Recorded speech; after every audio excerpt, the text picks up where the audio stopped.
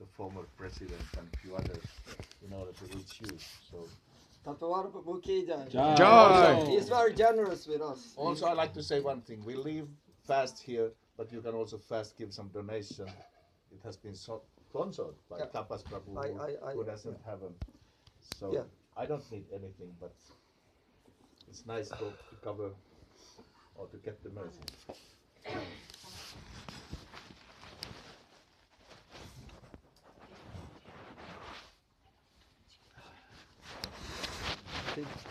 Door has to be open. Because so many people. Yeah, it's really good. No, it's just you can leave the door closed, and afterwards everyone can go out. That's the Finnish Sunday.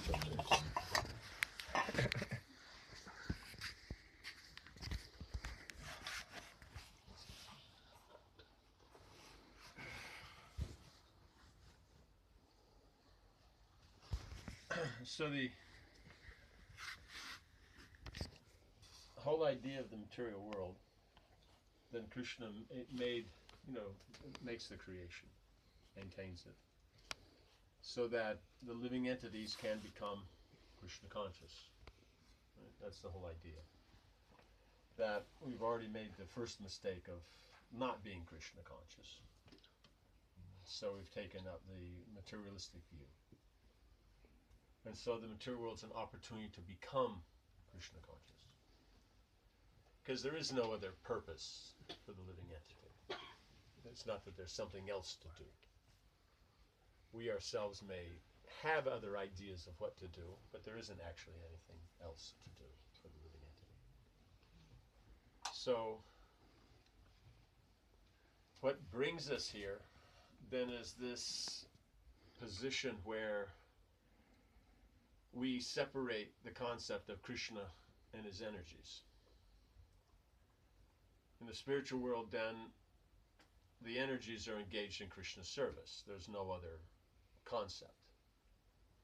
So, but the living entities that look at the energy and see the working with Krishna's energies, and then the results gained from that they can be enjoyed separately from Krishna, then that's our, that mentality is our qualification to be transferred to the material world.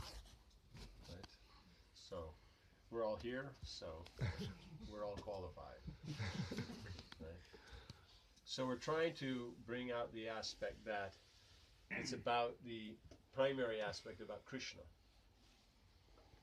So if we see that everything's connected to Krishna, everything's about Krishna, then that starts to change the attitude, change the mood.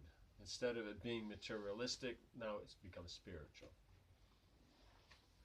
And then to do this, it's not just all the Vedic literatures, this is what they're about. But unfortunately, their presentation is such that this understanding might not be so obvious. And this point was brought up to by Narad Muni to Vyasadeva. And so then Vyasadeva, after hearing these instructions, then he sat down, he contemplated these instructions, and then, becoming fully absorbed in these instructions in that meditation, then he understood Krishna and his energies and how everything is functioning. And then from that, then he wrote Srimad Bhagavatam.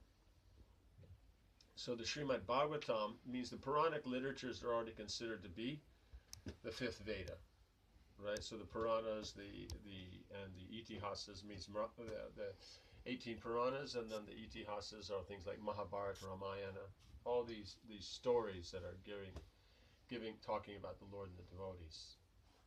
But the emphasis on pure devotion is not there.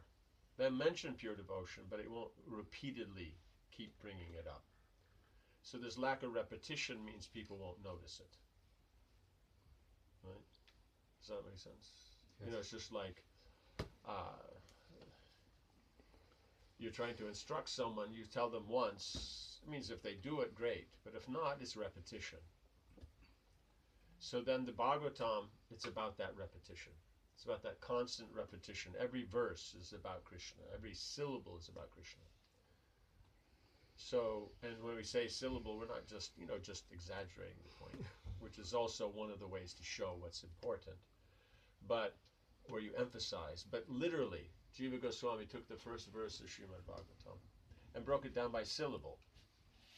And by each syllable, he showed that it was explaining the full pastimes of Krishna in his manifest pastimes. From his birth, then how he's, going across the Jamuna, he's going to Braj, and then he's growing up, killing the demons, then he goes to Dwarka, and every syllable he shows. Because in Sanskrit, the syllables also have meaning. Other languages, it doesn't necessarily these days. The Sanskrit, everything has meaning. So then that was the discussion with the sages at Naimisharanya, is that they're asking, is that after Krishna's going, because when Krishna was present, then all the opulences, all the yogic cities, all the perfections are there. The age is acting like Satya Yuga, even though it's Dwapara. So it's like a golden age. And so then with Krishna going, then how is that being appreciated? How is that carrying on, that aspect of pure devotion? So then Sutta Goswami explains that Srimad Bhagavatam, then that is, because it's not different from Krishna. Because it's about Krishna's name, form, qualities, pastimes, the interaction with his associates, his dham, everything. So that position of Bhagavatam then makes it very unique amongst Vedic literatures, because it's giving the essence of the Vedas, but it's giving in the story form, and it's making sure that this essence is very well understood. Right? It's constantly being mentioned. So it's not just, a verse here and a verse there, because we even see in the Puranas that are written for those who are, more tamasic in their approach, that there are verses on pure devotion. But you might only have a handful of them in 100,000 verses, so that, you generally wouldn't take those few very seriously. Right? So, but Bhagavatam then makes it very obvious by making it very clear that the only purpose in life is to see things connected to Krishna. There isn't something else. And so how to do that, then the Bhagavatam shows that all these different stories of these great personalities. And, they're all various walks of life. So it's not just we can say, oh no, my life's more complicated. All right, then let's say Priyavrata or Rishabdev or Bharat Maharaj, who are emperors of the whole planet. We can't say my life is more complicated. Right? Or, oh, I have so much family problems, this doesn't apply. Do you have more family problems than having 100 cousin brothers wanting to kill you? Right? Politicking, kicking you out of your kingdom. You have to live in the forest for 14 years. Then you come back. And then you have a war. Right? No? Okay. So the whole idea is that that's the advantage of the Puranas, because it doesn't just deal with just anybody. If it deals with someone who, their situations are like ours, but always so much greater. And so if in that situation they can be God conscious, then we in our situations can be God conscious. That's the idea. They're setting that example, how we can do. That's the inspiring thing about the Puranas, is that the story form is always about how people can be involved, right? And through the various stories, various details are brought out. So you see, even in just the standard day-to-day aspects of their lives, then they're covered and they're discussed in certain parts. So then this Bhagavatam becomes our central book. As Prabhupada mentioned, the Bhagavad Gita is the preliminary study, and the Chaitanya Charitamrita is the postgraduate study. And what are you studying? Srimad Bhagavatam. That's the book. Right? So that is our literature. And all the other literatures are in pursuance of that. So the literatures that Rupa Goswami and the 6 Goswamis and the other acharyas have written are all basically taking various aspects of the Bhagavatam and giving more elaborate detail. So Nectar of Devotion is talking about the technicalities of devotion that you see in the Bhagavatam. Right? Hari Bhakti Vilasa will be talking about the method of deity worship as is explained there, but then in full detail as Lord Chaitanya gave him. So all these different aspects are being brought out. And then you have acharyas and writing commentaries just on those literatures, like Nectar of Devotion, then some of the famous verses in there, then Vishwanath Chakravarti Thakur, then he writes a book just on those verses, not even the whole book, just those verses. So like this, it's just all, in other words, it's centered around the Srimad Bhagavatam. So it's not that we have yes, so many books, but they're all in pursuance of the directions given in the Srimad Bhagavatam. So that's special. So it's always, it's something that we should, take seriously as part of our life. Try to read, try to study. But the essence that we're looking for here is that exclusive devotion to Krishna. Because otherwise, other things we do, maintaining ourselves there, we have, the culture, we have the different facilities. So those are like, like ornaments. But ornaments go on something. So that something then is a lifestyle in devotion. So when we have that devotional lifestyle, then all these other social and economic and considerations and good qualities and interactions, then they all become very nice added on to that. But if you just have that on its own, it's not that special. If we just have ornaments and no one's wearing them, then what's the specialness? Does that make sense? Yeah. So the point is that devotion, or pure devotion, that's the actual point of the scriptures. Not anything else. Any questions on this? We live purposefully. There was inquired to have still the possibility to make questions, so we purposefully kind of left that much space that you will have your time to make questions, because after lecture we are really going to Arlanda, so please do. Yes. Maharaj, there are two questions I have. One is about this pure devotional service. We understand it has been spoken by Prabhupada again and again in the purpose. So, one is that there is also a popular view in the people, in the devotees, that we have to also understand other things, and we have what is other things?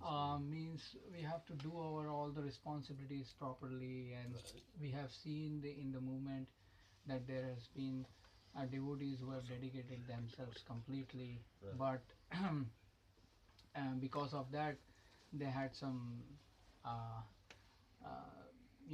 bad experiences also, and they could not take care of their family or some things like that.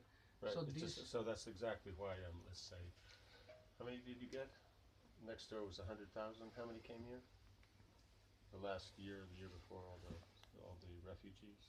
Yeah, the Finland came 160,000. 60,000. 160,000. 160. So those 160,000, everything's going perfectly. Everybody other than devotees, their life is working out so perfectly because they have the knowledge, they have the skills, they're going out there, they're professional, they're making their money, they got the perfect house, the perfect family, perfect everything, go on perfect vacations, have perfect meals, and everything is just so perfect because they know all that stuff. No one has any problem with their families, their mind, their physical health, or anything. Only devotees have that. Right? So the whole point is it's just like this.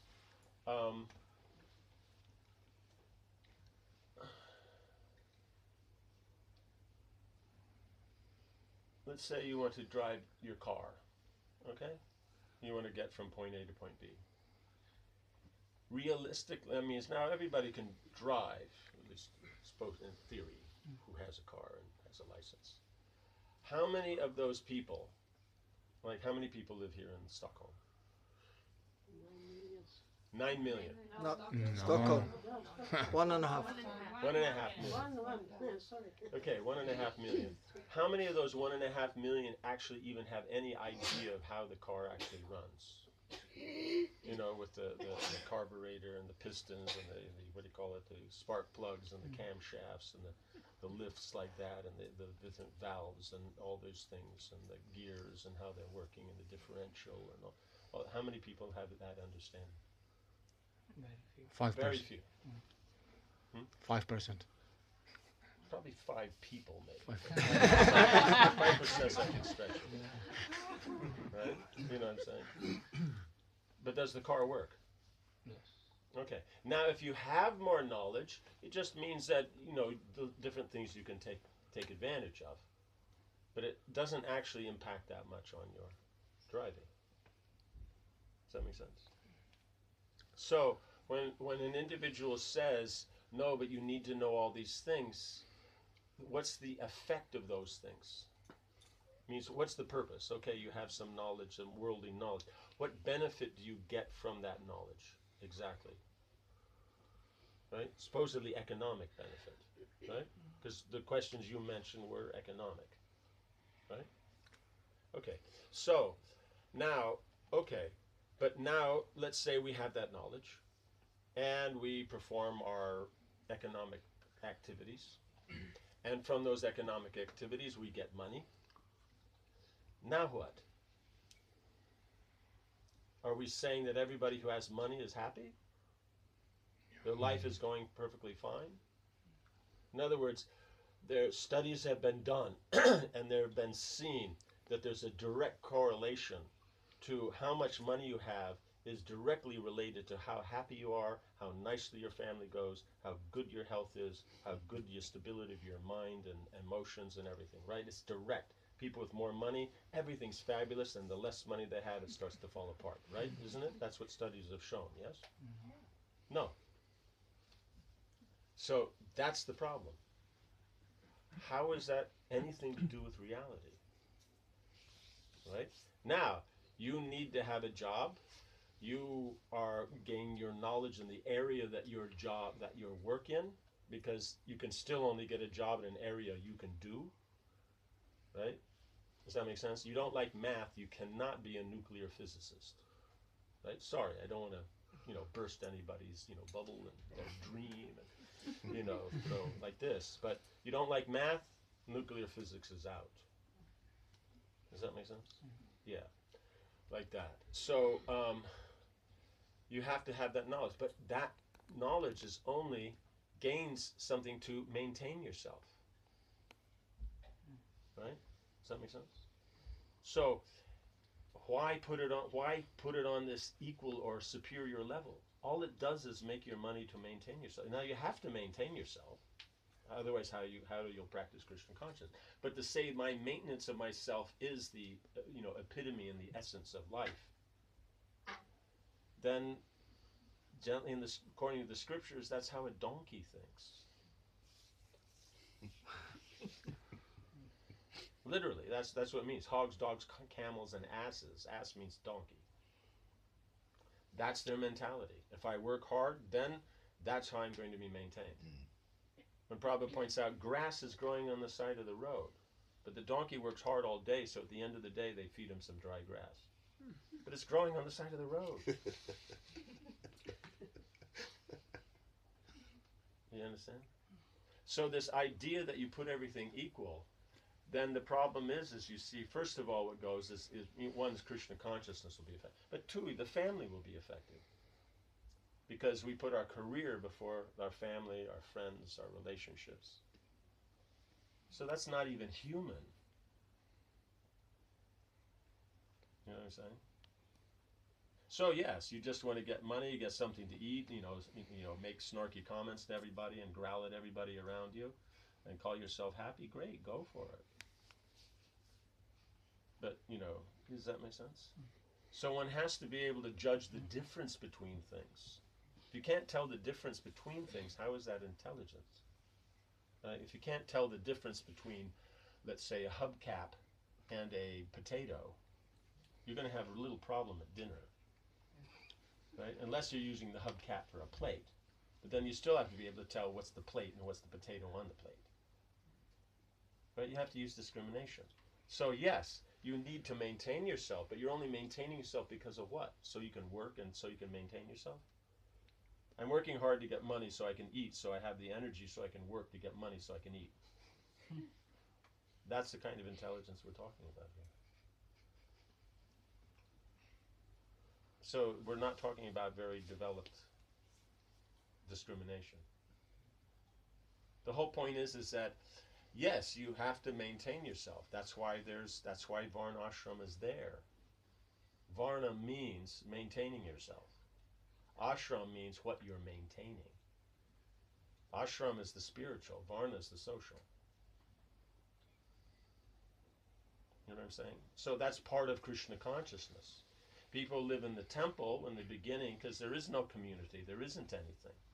But as community develops, then those who want to live in the community, of course they live in the community. They want to work, as a what do you call it, neurobrain surgeon, then yes, do your math and science nicely and go to school and do all that kind of jazz. Right?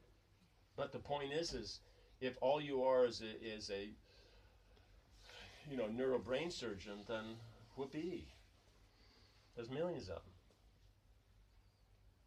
And the fun part is that's the body. What about the soul?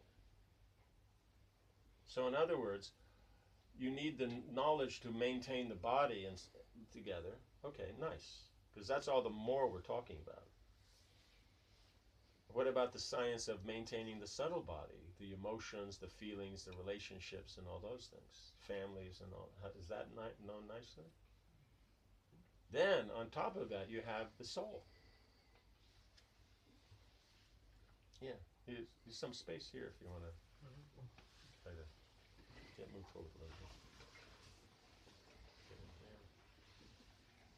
Yeah, get here. Does that make sense? Yeah. So the thing is what happens is because it's the spiritual, okay, it's obvious it's spiritual.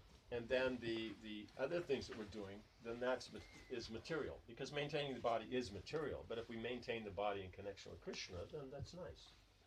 But because we're attached to that idea, we try to rationalize it by saying, oh, but you have to know this and that. Devotees before, then they suffered. So nobody's suffering now. If we take the whole community about what's going on out there, no one's having any problems. Right? Only the devotees that live in the temple as full-time, they're the only ones having problems. Right? I once thought like that. It was funny when I was in India. And, going to India, especially in the 70s, and it was, a common thing that you get diarrhea. So then you go to the medical shop and get some diarrhea medicine. For years I thought that they only had diarrhea medicine for foreigners. Then it was only after a while I figured out is the Indians are also taking it. You know what I'm saying? So this idea that the karmis are perfectly happy, if the karmis are perfectly happy, why did they join Krishna consciousness? If their life was so perfect before Krishna consciousness, why would you ever join Krishna consciousness? So we have to use the discrimination to understand is that, yes, you need these things, but they're ornaments. Arts and sciences and economics, they're ornaments on the human society.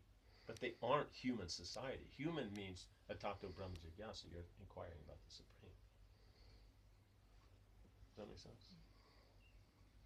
Otherwise, then we're like the donkey. We work hard to make money so we can feed ourselves, so we have enough strength that we can go out to work hard to make money so we can feed ourselves.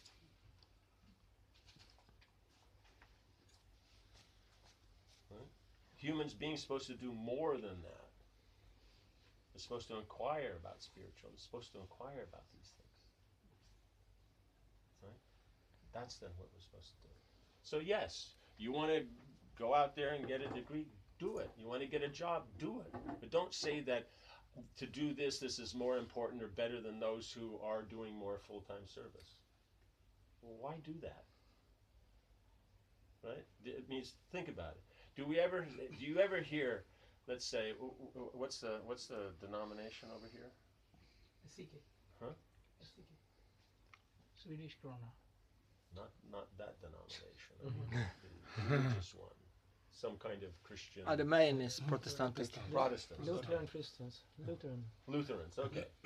So do now you have a church and you have people that kind of clergy and all that. So the members of the community there, do they think themselves superior and all that because they go out, they have a job, and they're not like the priests in the temple who in the church who have all these things and they have their difficulties and they have to manage and so many anxieties. Do they think like that?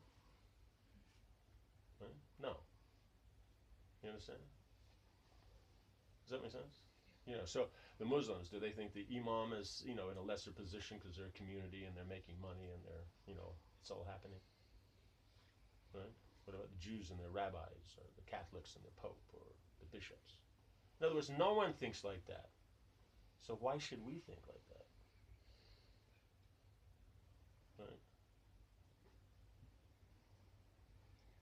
Right? So instead of looking at it that someone is dedicating themselves so much and all that and is going through all that trouble and all that for Krishna, then that's a nice thing. Maybe I can't do that. Just say that. I can't do that. Right? I do what I can. But if it's a matter of false ego that my position, I'm more honest, I'm more together, I'm more that than those early devotees, is that would be, could you imagine the Christians going, yeah, those early Christians, having all that faith and practicing like that, and the Romans catching them and then throwing them into the Colosseum with the lions, or putting them in a bag and dipping them in tar and hanging them up as lights for the on the road and stuff like that. Is those guys who are not quite together, but we together are today modern day Christians. We're the real Christians. Could you imagine any Christian saying that? So why would the devotees think like that? The only reason that anybody knows about Krishna consciousness is because of those devotees that dedicated their lives like that. So there's not going to be a glory for that? So you know yourself, know what you can do, and do that. You want to have your degree, you want to have that security, you want to have your job. Great, do it. But don't say that the reason I'm doing this is because everything else is not good, is bogus. But what kind of mentality is that? Right? What kind of mentality is it that I'm great because everybody else is bad? Right? Does that make sense? So would we consider that a nice person? No. Okay. Just like, let's say we take politicians. Why is one politician good? Because all the others are bad, right? They never tell why I'm good. They tell you should vote for me because these guys are bad. You